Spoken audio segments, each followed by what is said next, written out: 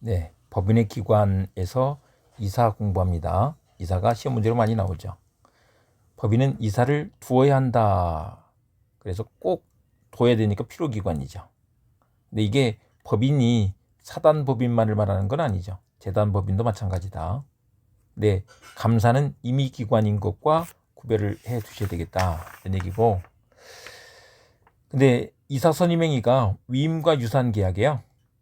그런데 법인 대표자의 유임 내지 중임을 금지하는 규약이 없어. 근데 임기 만료 후에 대표자 개임이 없었다면, 대표자를 바꾸지 않았다면 그 대표자를 묵시적으로 다시 선임했다고 해석할 것이다 라고 하고 있는 거죠. 그 다음에 그 선임과 관련해서 다음 페이지 보시면 후임이사가 유효하게 선임이 됐어요. 근데 그걸 다툼이 있네. 그렇다고 해서 구이사만 직무수행권을 가진다라고 할 수는 없다는 거죠. 후임이사가 선임이 됐잖아요. 후임이사한테 권한이 있다 이런 얘기죠. 그리고 3번에 법인과 이사의 법률 관계가 위임 관계가 되다 보니까 위임은 해지의 자유가 있어요. 그래서 언제든지 해지할 수 있다라고 이렇게 되죠. 근데 그래서 해임할 수 있는 거죠. 또 그만둬 이렇게 할 수 있는데 정관에 해임 사유를 규정하고 있어. 그럴 때는 정관에서 정하지 아니한 사유로 해임할 수 없다. 정관에서 정한 사유로만 해임할 수 있다. 그리고 한편 이 법인이사를 사임하는 행위, 사임도 이게 상대방이 있는다 녹행위가 되죠. 그러니까 도달과 동시에 효력이 생긴다. 도달주의 원칙에 따라서 이 말인 거예요. 그런데 그 밑에 판례 보시면 도달주의가 원칙인데 만약에 그 사임서 제출 당시 권한대행자에게 사표 처리를 일임했어. 그러면 그 권한대행자의 수리행위가 있어야 효력이 생긴다. 그전에는 아직 효력이 안 생겼으니까 처리할 수 있다 이렇게 되죠. 그 다음에 법인이 정당한 이유 없이도 이사를 해임할 수 있다. 이게 해지의 자유라고요. 서로가 그렇게 할 수 있어. 그래서 언제든지 해지할 수 있다. 정당한 이유 없어도 상관없어. 그리고 이사의 성명 주소는 등기사항이다. 뭐 감사나 또 사원은 아니죠. 그런 것들과 구별이 됩니다. 그 다음에 페이지를 바꿔서 보시면 이사의 직무권한과 관련해서 선관주의가 나와 있죠. 선관주의는 그냥 민법의 기본 원칙이에요. 뭐 어디서나 마찬가지니까 특별한 게 아니죠. 그리고 이제 대외적으로는 법인 대표권이 있죠. 법인 대표권과 관련해서 각자 대표가 원칙이에요. 그런데 그것이 정관에 규정한 취지에 위반할 수 없고 총회 의결에 의하여야 한다. 이렇게 됩니다. 그리고 대표와 관련해서 대리에 관한 규정을 준용해 주죠. 대리에 관한 규정을 준용한다.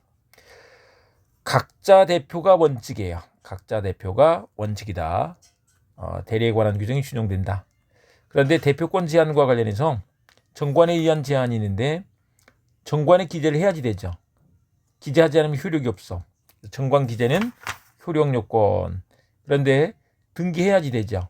등기하지 않으면 제3자에게 대항하지 못한다. 등기는 대항 요건. 이렇게 되는 것입니다.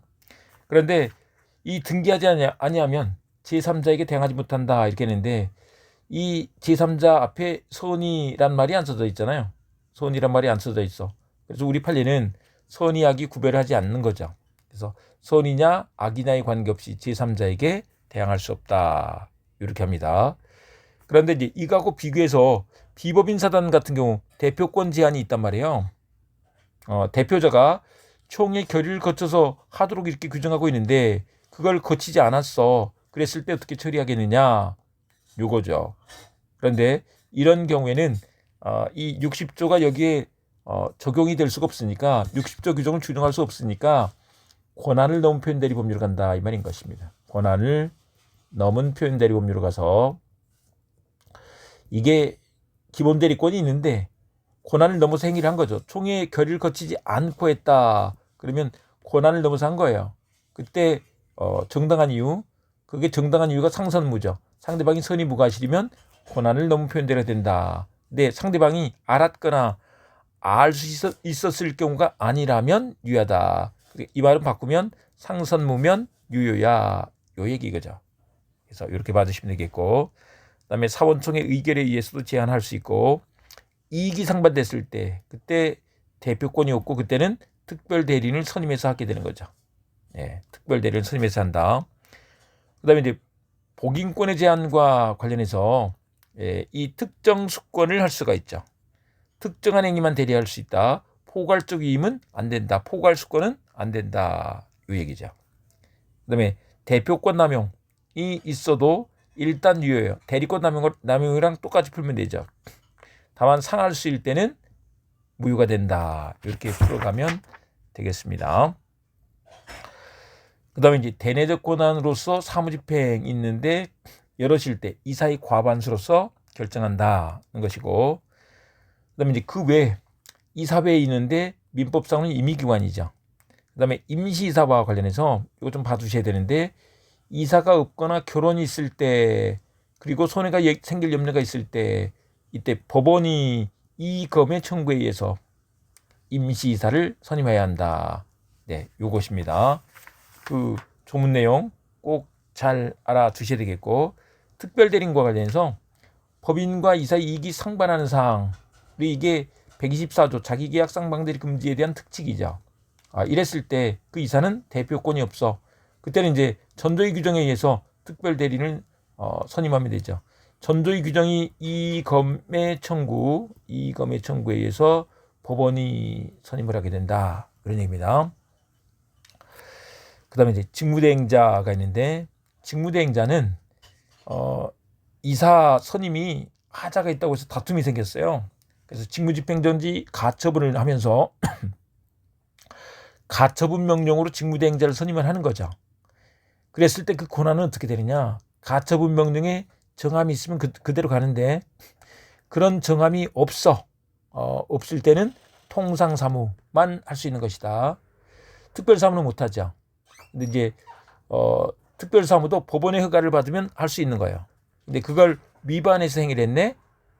그랬을 때 손해지삼자에 대하여 책임을 진다라고 이렇게 놨습니다.